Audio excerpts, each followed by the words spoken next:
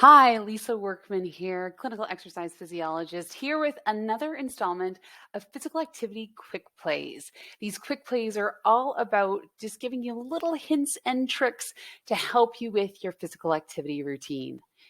If you don't know me, again, my name is Lisa. I have been working in the exercise profession for over 22 years. I'm a clinical exercise physiologist and kinesiologist with a background in yoga, water exercise, group exercise, chronic disease management and prevention, a whole whack of things. So go over to my website, www.lisaworkman.com, to find out a little bit more about me. And with that being said here, let's roll into the lesson for today.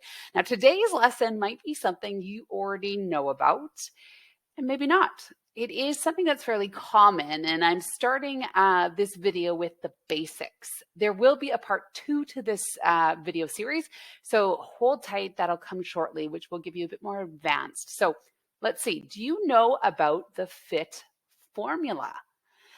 If you do, you know if FITT is an acronym that stands for 4 specific words. And if you don't, let me tell you about it. The FITT formula is a strategic way to formulate your physical activity and exercise plan. Like I said, there are 4 components. Each letter of the word FITT represents something. So F stands for frequency. I stands for intensity. T stands for time, and T stands for type. So those are the 4 components of the FITT formula. And when we're looking at the FITT formula, we're also looking at them as separate entities in of themselves, but they are also interrelated with each other. So let's dive into those 4 components. We've got frequency. So clearly, frequency represents how many days in the week you are being physically active. So that could be number of sessions, that could be the number of days, like obviously on this calendar here, we're checking off days of the week. So that's your frequency. We've got intensity, and so we're pretty well aware what intensity is. It is a measurement of how hard we are working in our physical activity and exercise.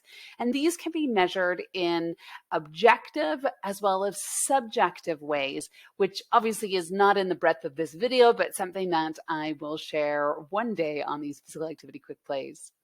The third variable, time. Oh, I wish we all had more time. Time is the length of duration of your exercise and your physical activity.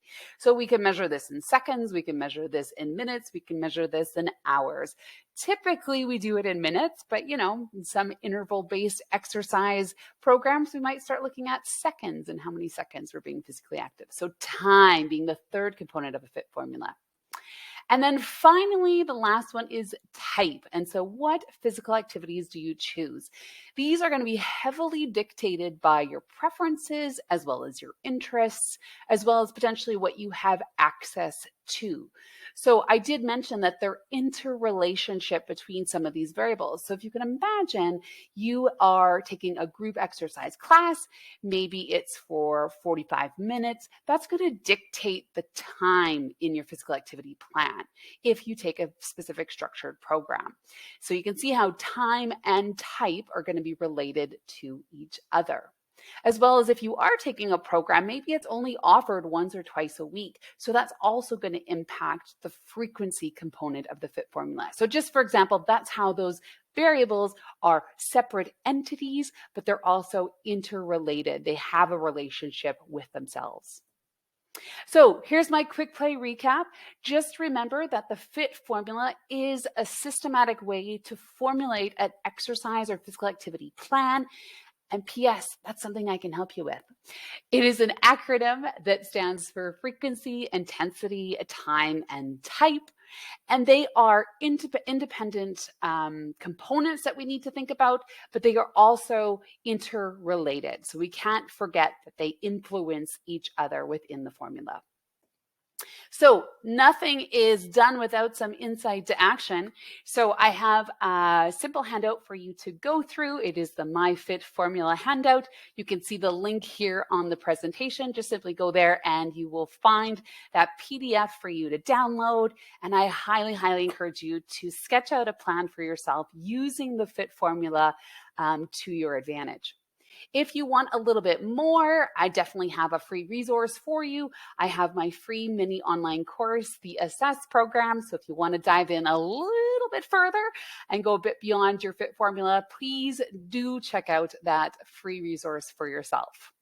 Now, of course, I am here to support you in your physical activity journey. Remember, this is part one of two-part series all about the FITT formula. This was the basics today.